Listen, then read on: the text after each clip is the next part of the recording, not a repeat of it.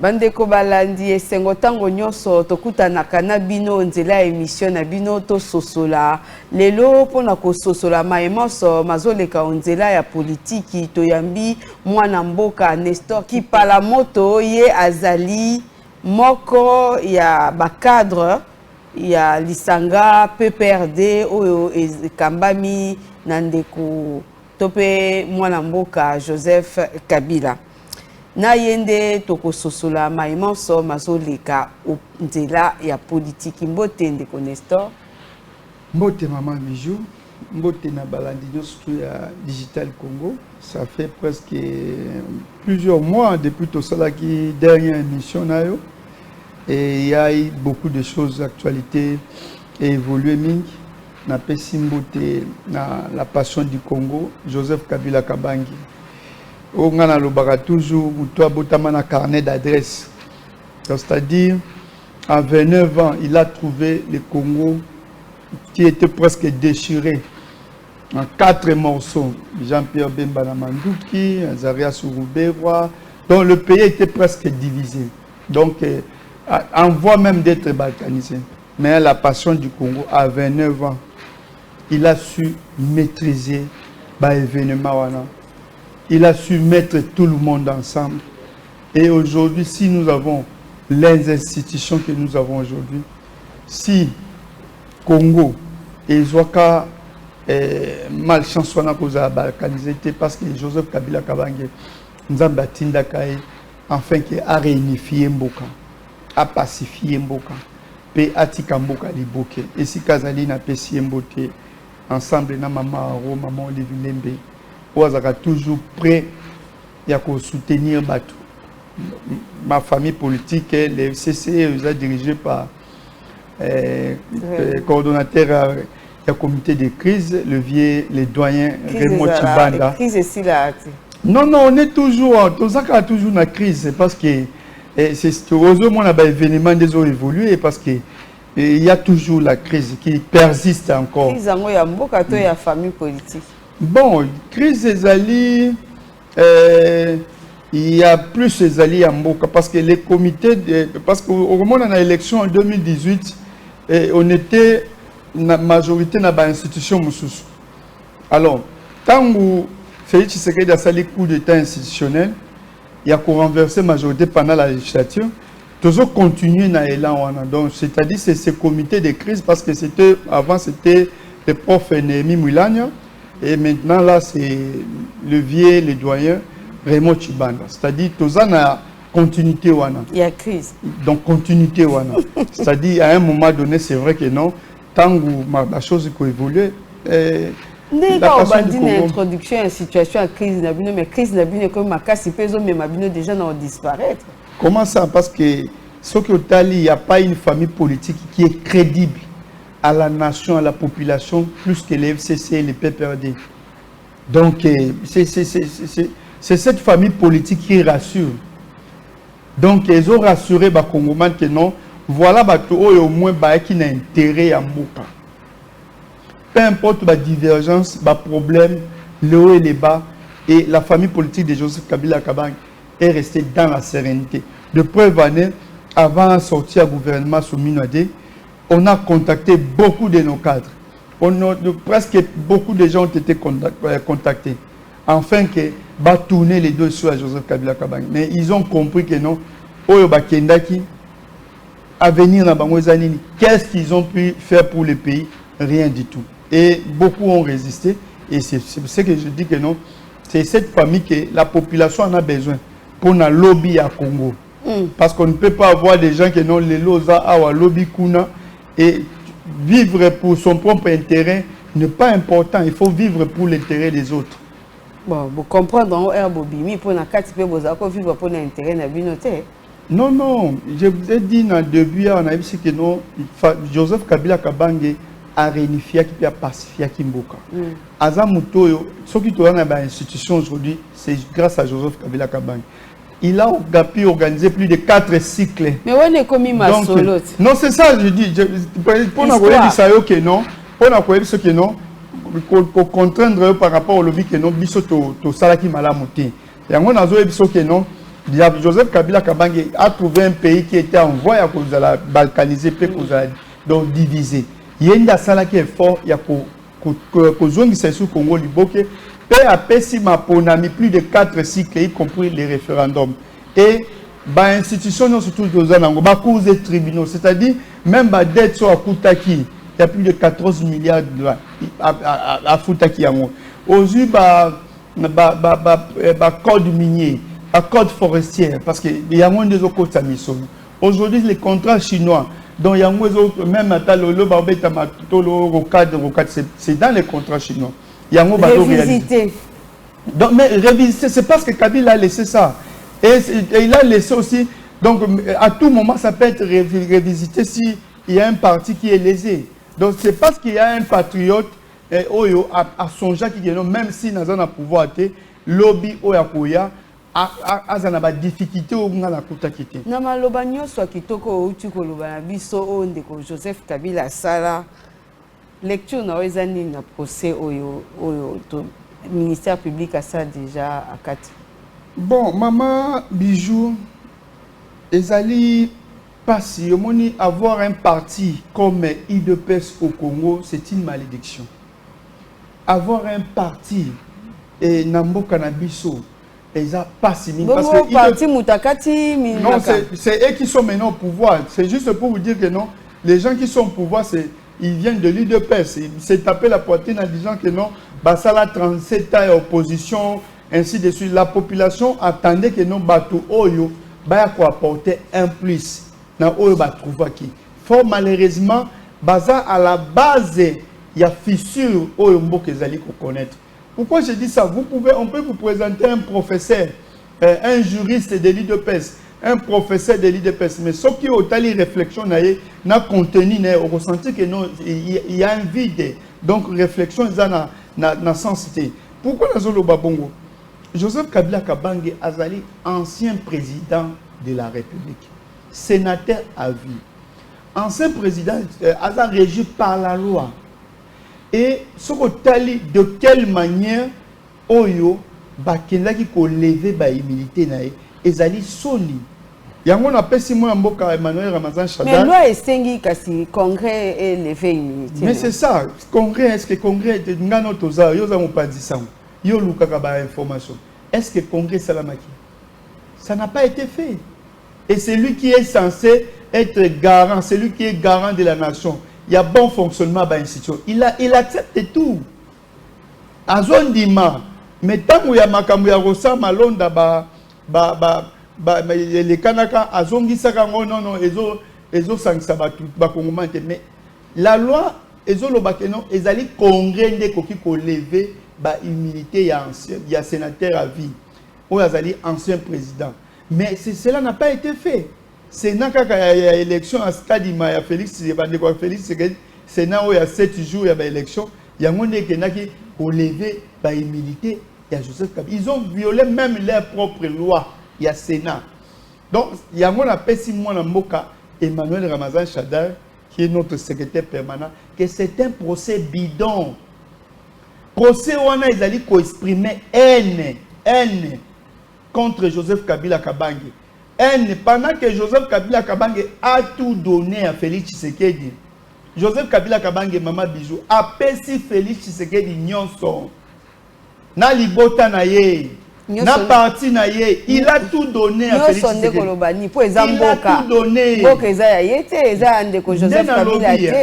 Au monde dans la vie, ils ont un mutumoko faux. Abinsope Dalénéa a fait avancer. Joseph Kabila Kabange a tout donné à Félix Tshisekedi, y compris sa famille et son parti politique. Il a tout donné. Après l'élection. Maman Bijou, oui, nini récitation à ma mère, femme noire, femme africaine. À ma mère. Oui, bien ou non? Toi qui m'as l'État, toi qui me portas sur les dos, toi qui gouvernas mes premiers pas. Joseph Kabila Kabange a gouverné les premiers pas de Félix Tshisekedi comme président. Eza makambu yango epekisite yango epesipete ka koma na immunité ba sokola koma pembe ata sali mabe. Tozolo bela d'abord mobeko. Quand on ne respecte pas la loi. C'est-à-dire quoi?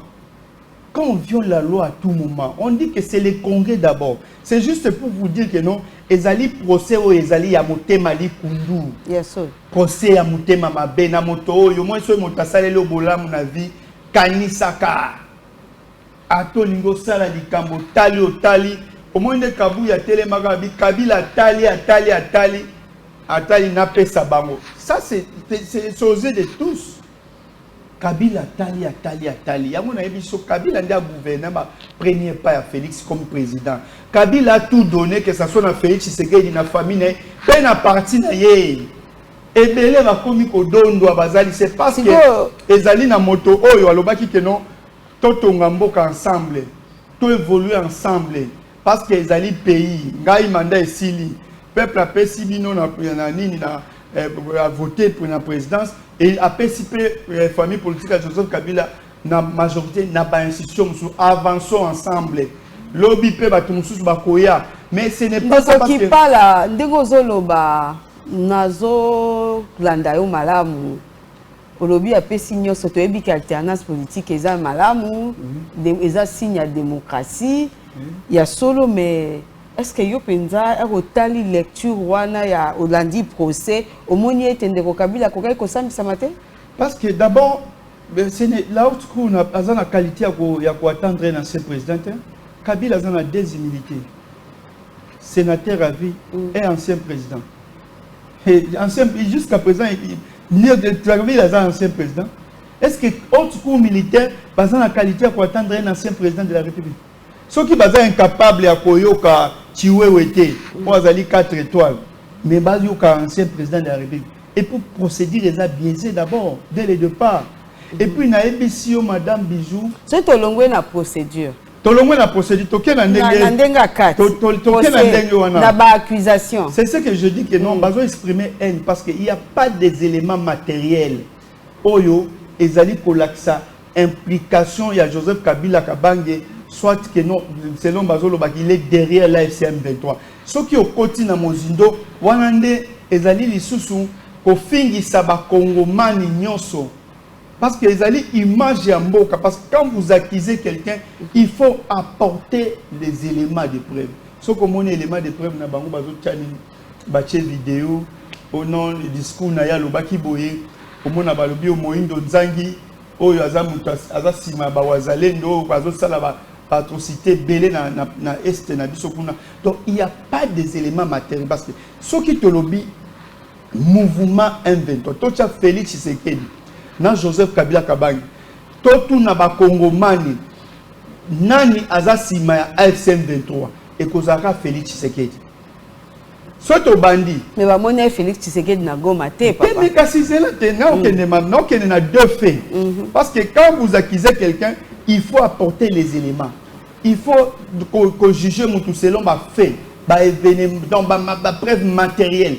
Tolobi, toki, côté Kabila. Oui ou non, Joseph Kabila Kabange pendant son pouvoir l'armée avait défait l'M23 en 2013. Oui. Oui ou non, les M23, les éléments de M23. Bazalaki condamné à mort par la justice militaire, à l'occurrence de Babiamou, on dira oui. Ça c'est pendant la gestion de Joseph Kabila Kabange. Oui ou non, c'est un mouvement qui n'existait plus pendant la remise et reprise, la passation pacifique du pouvoir. Tout le monde dira que non, c'est oui. C'est-à-dire Joseph Kabila Kabange, en étant commandant, le vrai commandant suprême qui assumait la responsabilité avec de fait ces mouvements et les autres étaient condamnés à mort par la justice militaire. Maintenant, Toké Nangambo Félix Tshisekedi. Oui ou non, Félix Tshisekedi a logé les M23 pendant 14 mois aux frais de l'État ici à Kinshasa, au Congo à Kinshasa. Bakongomani na yope tokoloba. Oui, Félix Tshisekedi a logé Bango. Parce qu'il n'a jamais aussi nié ça. Oui ou non, Félix Tshisekedi, à travers Claude Ibala, qui fut coordonnateur et un mécanisme de suivi à corps et Addis Abeba, a fait libérer tous ces prisonniers-là condamnés à mort au M23 Bazaki na prison, Yandolo. Oui, il les a libérés. Oui ou non, Félix Tshisekedi a commencé à être avec l'AFCM 23 na Kenya pour na Kosolola. Oui. Oui ou non, ils se sont entendus que leur communiqué était passé sur la chaîne nationale que notre Toyokani batanga ki yango na RTNC. On a notre sala émission kuna te ba kolingate. Ils ont lu leur communiqué en disant que non Toyokani na RTNC. Tokoloba oui. Oui ou non, Félix Tshisekedi akendaki na bango na Angola Kosolola ezali nini Tokoloba oui. Oui ou non, présentement là, au moment où nous sommes avec vous, Madame Bijou, Félix Tshisekedi est en pour parler avec l'AFCM 23 au niveau de Doha, Tokoloba, oui. C'est quoi? N'a pas fait on a tangeli Madame Bijou. Nani oyo azali sima ya M23. Parce que ngana to bande koloba, parce que quand vous accusez quelqu'un, nimi ça va faire. Depuis ce to l'actif pas comme man ba dit que non. Mouvement oyo mutazo misangoza Félix Tshisekedi. Bango mo pe ba témoigner ka balobi que non. Tozaki na entendement na bango soki Kabila sali 3e mandat to bengane na pouvoir. Il y a des témoignages. Ba yaki pona récompenser bango ba yokanité bumba la moko bazongi ko simba minduku. Et muta facilité bango nani Félix Tshisekedi. Tango bazaki kaka na bunagana. To bande ko ganga mateni biso. Masolo de ya sénateur à vie et continue na katina ndenge yo brosser tableau. Mais je vous dis que non, tous en face à bateau, bazana likunya, bazana haine. C'est Félix Tshisekedi qui cherche à condamner, à salir son prédécesseur. Prédécesseur na na Goma kenda osani pendant. Mais ok, une déclaration ezalaki déjà que y a guerre, biso na Rwanda tozo yo Canada. Non, wana ezali maman Bijou. Kokota ka makambo ya bato de peste. Mutu de peste azo ebisoli ka mwana eza mabe me yazo salango. Kokota kuna te parce qu'on s'abrutit pour rien. Azo ebiso que non, kosolo soko condamné Rwanda te eza mabe me bango wana ye wana okona pesa ni na do ye na Kagame ye wana bavandi ba osolo. Nana yambaka Kagame awa, IDPS non, yo nani obo ya Kagame. Na Goma bayamba Kagame kuna. Donc IDPS ye soka ebiso que non wana eza noir. Soki yo moneza pembe yo ndimaka eza noir. Baza ko aboutir batou, même des professeurs on a dit ça yo avoir un parti au Congo comme IDPS ezali passe. Autour d'une question mal. Joseph Kabila a un statut spécial, c'est un ancien président. Aza muto a géré mboka. Il connaît les dangers de la guerre. En tant que processus depuis Félix Tshisekedi abandaki babilo kona ezot simbaté et Félix ne respecte jamais les engagements. C'est ce qui nous amène encore beaucoup de choses. Il dit que non, je suis quand même un ancien président. Je peux apporter ma partition. Dans le statut Wana, il est allé faire des consultations. Juste pour la paix. C'est sa part. Il y a non, à part on a qui ko apporter parce que Ayebi, au moins pendant la gestion de Joseph Kabila Kabani, un militaire, c'est celui qui connaît les dangers de la guerre. Félix Chaza civil, il a dit danger de la guerre. Au moins les hommes malheureux parce que au lieu de protéger le peuple, ils ont livré le peuple pour n'a pas intérêt na yomo. Et ça m'a mingi. Bitumbezaka non na bunagana. Tolobi non, nos problèmes est ali. Non, il ne faut pas prendre Goma. Ça c'est Félix Tshisekedi. Est-ce qu'à un moment donné, bazongi c'est la créé émission na yé, discours na yé, est-ce qu'il est fier? Il y a ko banda ko continuer avec ça. Ils ne vont pas prendre Goma. Puis bazu Goma et comme Bukavu. Mais au juste, Congomans n'inde bazali kokufa. Balobi, batuba vanda ba solola. Parce que bitumba etonga kamboka te. Mais ce que tali nani azali na blocage à la processus c'est Félix Tshisekedi. Kabila est allé apporter un plus. Et puis Goma Bukavu c'est le Congo. Ce n'est pas un autre pays. Et Tchang Tshisekedi wa Mulumba à l'époque même qu'on passait tout en revue. N'a pas parti aux acquis occupés. Mais Joseph Kabila ne l'a jamais taxé, il y a rebelle. Babana kokende kolala na Rwanda, IDPS. Mais jamais to benga bango ba Rwandais.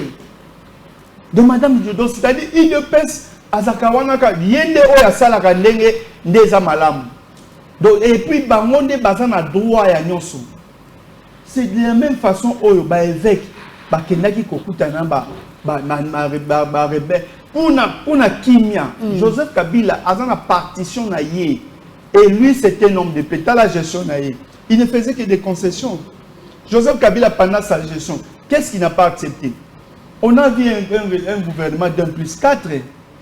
Et puis, dans 1+4, non, c'était un homme qui était au-dessus de la mêlée. Il maîtrisait ce qu'il faisait. Et puis, il était capable et il s'assumait. Parce que ce qu'il y a 1+4, Joseph Kabila Kabange, Andimaki Moutoumuna Moutoumou na armée naïe. Jean-Pierre Bemba na armée naïe. Bande ko sécuriser, Ndengemo na Roubewa et tous les autres. Mais cela n'a pas empêché que non transition n'est pas la manakimia, tokende maponami et puis ba institution vanda. C'est question à cause à la hauteur parce que quand on se dit quand la constitution vous déclare que vous êtes un commandant suprême, apportez plus de solutions et non des problèmes. Présence à Kabila na Goma, c'est comme ancien président qui est venu chercher aussi la paix. Et surtout il y a une consultation na union sur toi salaki. Groupe mon côté, force vive mon côté à consulter bah quoi ça OK non Kabila a sengaki Bitumba. Oh non Bitumba non, et ce non c'est un homme de paix. Il nous a fait réfléchir, il a fait ceci. Mais t'as la psycho fait ceci. Bah avec qui kaba kenai funa ba komi ba Rwandais. Et ça l'église catholique na ceci. Ba ki kuna ba komi na Rwandais. Ba ki na ba mona wana ba komi ba Rwandais. Bon, ancien président condamné à mort. Et ça, un événement. Il y a une émission, aujourd'hui, nous, avocats, avocats IDPS. Ce sont des militants de l'IDPS. Ce sont des militants de l'IDPS. Il y a posé un preuve. Mazali, militant IDPS, avocat, tout le monde a Fayoulou. Il y a une vidéo avec Fayoulou malien. Au moins, il y a attribué à la nationalité. Et il y a combien d'argent qui est sorti dans la caisse à l'État? Plus de 2,7 millions pour qu'un groupe d'avocats et de pèses pas Kabola yango, afin que va salir un ancien président. Est-ce qu'on va construire ce pays dans mon thème à de moi? Au moins que non, quand Manuel Ramazan Chadar Azolo Bakeno, ils allaient procès bidon, oyo, ils ont exprimé haine. Namuto a péché nyonso parce que c'est inexplicable. Premier jour il y a audience réfère il y a autre bozo ba namuto a péché nyonso bolingi nini ero pesinga na kangamiso na lo. Ce n'est pas ça, aller dans le vrai. Kene na makambo zali vrai parce que ça makambo zali eza na sensité. Pour nous ce procès n'existe pas. Pour na biso ba kabiliste, ce procès n'existe pas.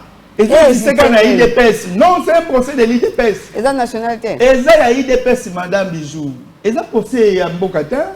Condamné à mort. Dans le lobby, Ezali à Bango. Kabila restera. Mais Azan à Congo, bon Azan. Azan à Congo, côté. Azan à partie orientale. Azan à Congo. Donc, c'est-à-dire, Ezali procès, mon co.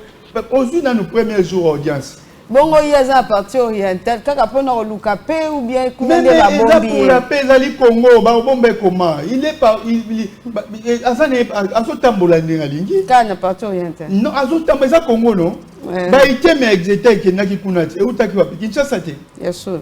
Et où t'as qui madame Bijou? Ba ite me longa qui est naki kunano. Ministre enseignement, maman ministre enseignement supérieur universitaire. Azo nommé ma professeur na Goma na Bukavu. Et ce qui est malheureux, on ne paye pas ces gens. Mais parce que les gens ont Ah, merci beaucoup. Donc, Kabila a zapé Kanamboka Moko. Il a zapé Congo. Les gens occupés par des rebelles. Bon, équipé ma partenaire à Félix Tshisekedi. Ma partenaire à Félix Tshisekedi. AFCM 23, Baza pour parler dans M23 et n'a pouvoir. Donc, c'est-à-dire, à tout moment, à tout moment, c'est-à-dire, ils ont intérêt à Bango sur au Kochaka vidéo et Kabouya a dit que non, n'a été frissé à cause des carrés miniers. Donc, c'est-à-dire, ce sont des gens qui connaissent tout ce qui arrive au Congo et aux Congolais.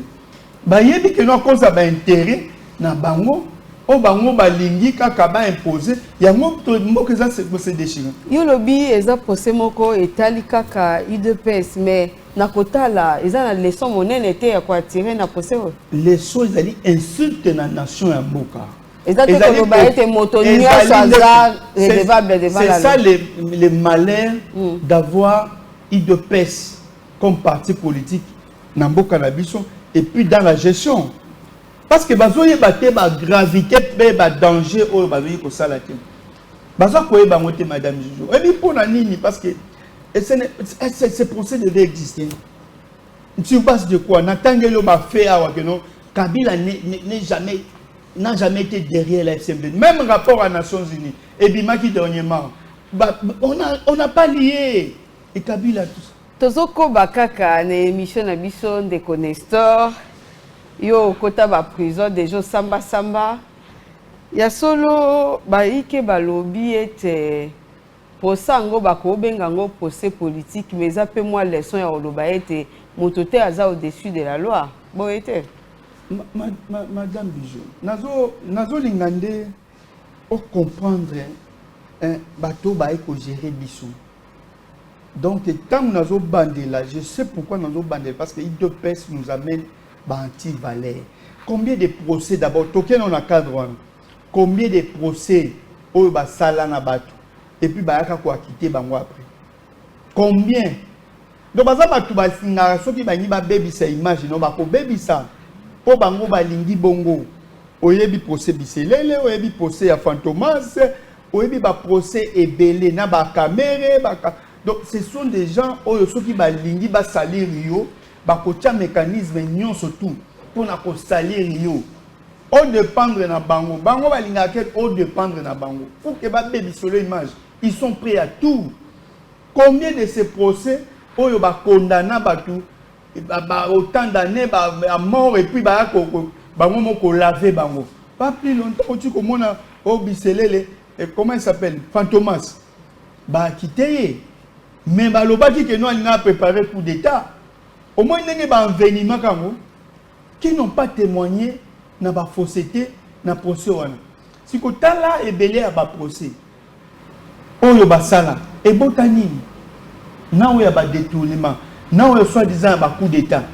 Après ba waka ko laver bango, bonomé bango. Caméra longwa kuna bala moko ministre de l'économie, yewana président ya parlement.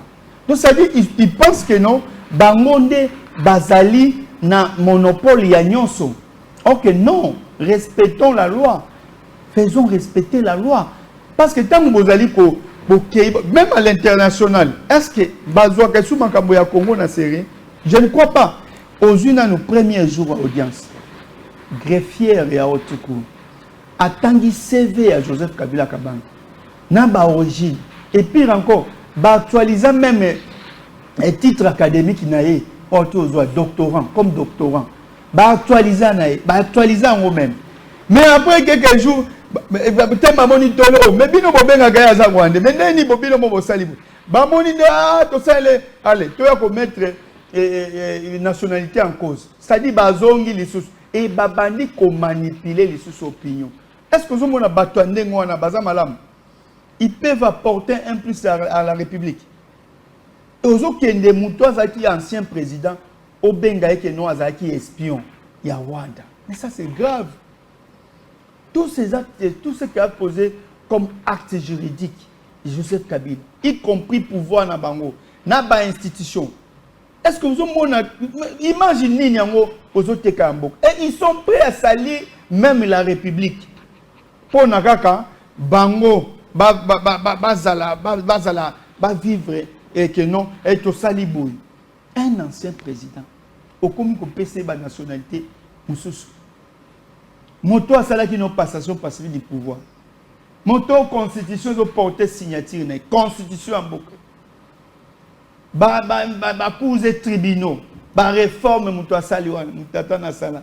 Mais aujourd'hui, il dépêche tout ça normal. Il y a ko saper image à ces grands hommes. Et vous voulez que non, Congomani a considéré partout on a pas conduire au c'est un procès politique. Procès à UDPS. Et les alignons surtout se dérouler Zouango Kaka UDPS. Depuis van tala avocat wana. Et Bacheli bango combien? Plus de 2 700 000. Oui, bien que nous les autres les 26, les fonctionnaires ne sont pas encore payés. La rentrée, c'est pour bientôt. De bien à moi. Nous sommes les 26. Même militaires, même policiers. Ah, bah, donc, les 26. D'ailleurs, les 26 août. Les 30 n'a pas quitté. Non, mais quand est-ce qu'il faut la banane politique? Est-ce que Babana est ministre? Oh, Balobaki, réduction en train de vie. Basala Kiango. Basali Yango. Mais ils sont ailleurs. Tu peux sentir que famille politique, il y a sénateur à vie, à moi dérangé dans le Camboyo, il y a la condamnation, il y a Ndeko Joseph Kabila, mais Tomi Touni, ceux qui ont bien dialogue, beaucoup qui. Bon, de toute façon, dialoguer avec qui? Tu dialoguer dans bateau, respecter le côté. On va dialoguer avec qui? C'est depuis longtemps que non, tout le monde a besoin de la paix. Mais avec qui, Maman Bijou? Proposition à SCC Senko. Joseph Kabila Kabang a qui la partition. Il a accepté première option avec donc Senko na SCC. Parce qu'il a soutenu. Mais lui aussi apporte un plus dans ça. C'est depuis longtemps. Mais on est face de qui? Malgré ma frustration, nous, on n'est pas frustrés. Ah, ok. Nous sommes frustrés. Nous sommes un mental solide. Nous sommes un moto, peli, et un moment kufaka. Ok. Congo, nous sommes un pekaza te ma bijou. Donc, on est calme. On est dans la sérénité. On a vu ce qui programme. Projet, il y a Senko, SCC et Sibi. La famille politique à Joseph Kabila Bakozana parti. On est d'accord pour le processus surtout et comme nous sommes d'accord, nous sommes partants, nous acceptons, mais avec les gens qui sont en place, ils ne sont pas là pour la paix. Les régimes en place n'est pas là pour la paix. Et ils ne sont pas, mais ils ne sont pas, basés dans la logique qu'on a été, Madame Mijou. Basé dans la logique qu'on a été. Basé dans la logique qu'il y a Boto la biloko à Kabila. Basé dans la logique qu'il y a Sali Kabila dans la famille politique. Combien va faire des perquisitions? Depuis ils ont commencé avec des perquisitions. Oro Kagano, ils ont apporté des jeeps, ils ont apporté des groupes électrogènes, ils ont apporté les biens matériels. Ne bazo zoa.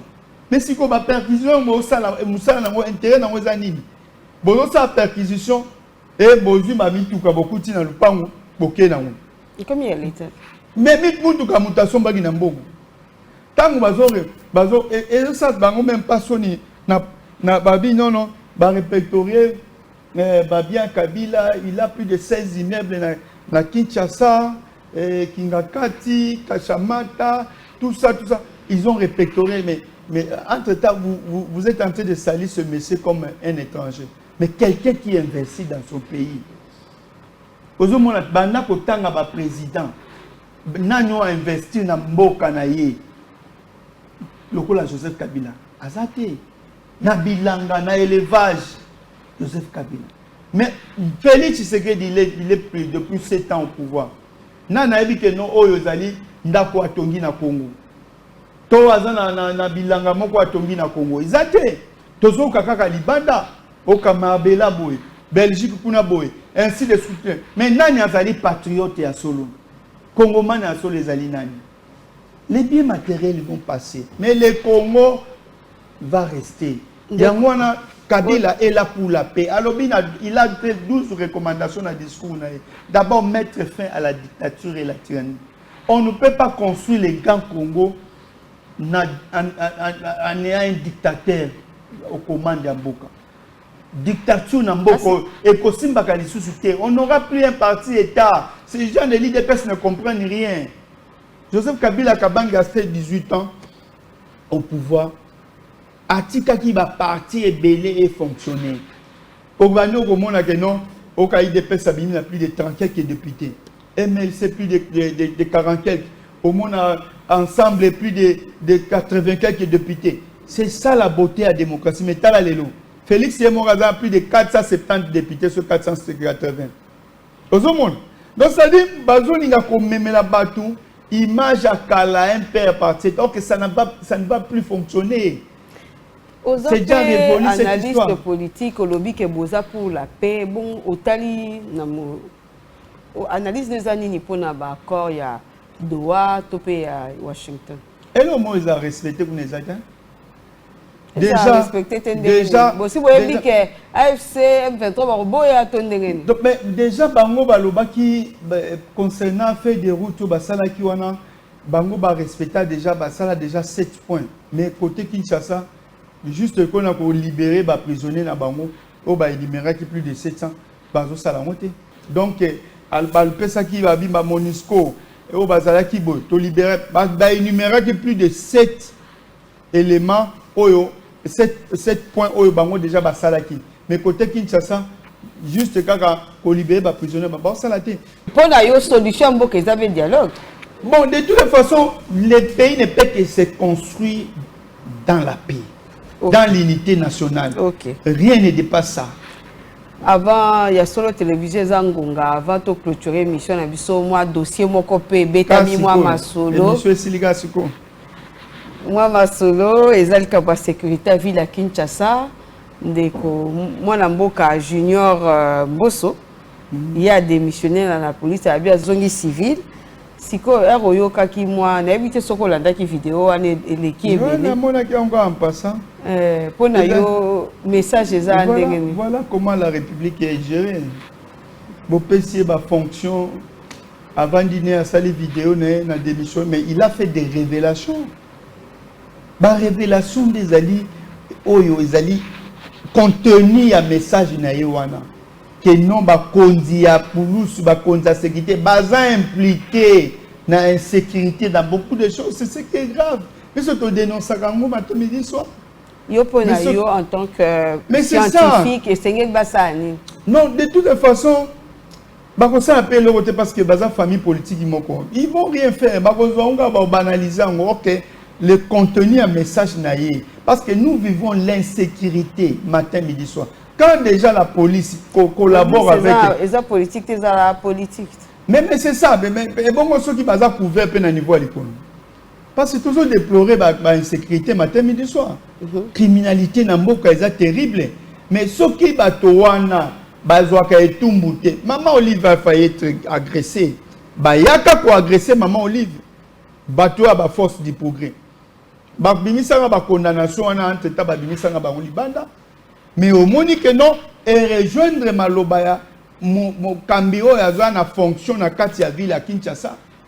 Alobi bazali ko ba kondi bazo ko collaborer na nani na ba criminel. Voilà c'est ça. Mais nous le disons matin midi soir. Que non comment muto bomona balakisi bakanga qui est balaxé na TV mais lobby abimi population aller la matin midi soir madame Bijou population aller la matin midi soir tout le monde a gona ba télévision muto akeya bokela kende lobby ba mone matu ba comment même ko banga ko dénoncer pourquoi parce que ba bi ata ko dénoncer akei akozunga et ko comme sous plus que ça mais qui va s'en saisir ceux qui déjà ezaki muto mususu mais si ba et comment qui procès mbala moko mais il est libre les garçons en question. Azan est libre. Papa, il y a intelligence artificielle. Il y a des vidéos. Il y a beaucoup d'intelligence artificielle. Des alliés malheureux pour le pays parce que ils sont censés sécuriser le peuple. Il y a sécuriser les Congolais. Ils sont maintenant à la base. Il y a sécuriser. Matondo mingi ndekonesto na ndengo yaki ko na plateau na biso. Madame Bijou, na kati otenzela ezate na mboka. Bambu les oya ozo e bango. IDPS est venu tout détruire. Tout détruire. Djela ezate. Mbula bazo tonga selon bango. Ba dévier boimabe, ba sala boimabe. Ko tambola ozo tambola malamu. Eric si la la mieux c'est ça bien. Misalo ba voya ba tie béton après une semaine ba ko tia béton mosusu après 2 semaines ba ko tia béton. Ezali méchanceté. Avant ya ko sala ba biloko mosusu il fallait ko luka ko sala ba route secondaire. C'est là où ba mona ka bato ba mayele ya misala ba osala. Joseph Kabila Kabangi construisait des routes. Banda ko mona boité. C'est parce que il a préparé. Matondo mingi ndeko Nestor, to komi na suka émission, Matondo pe matondo pe na bino bakobakisa biso ata ngonga. bolandi biso na bokebi penza boboto mboka bino.